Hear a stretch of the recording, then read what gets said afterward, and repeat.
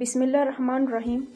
السلام علیکم پیارے بچوں، آج کی ویڈیو میں ہم ریڈ کریں گے الف، بے اور جیم کا خاندان۔ اوکے، حروف کو بلند آواز میں پڑھیں۔ الف کے خاندان کے بارے میں ریڈ کریں گے، بے کے خاندان اور جیم کے۔ دال کے خاندان کے بارے میں ہم انشاءاللہ نیکسٹ ویڈیو میں ریڈ کریں گے۔ Okay, let's start. الف مدہ، اب ہم ریڈ کریں گے بے کی فیملی۔ بے، پے، تے، ٹے، سے، جیم، چے، ہے، کھے۔ دال کی فیملی انشاءاللہ ہم نیکسٹ ویڈیو میں ریڈ کریں گے۔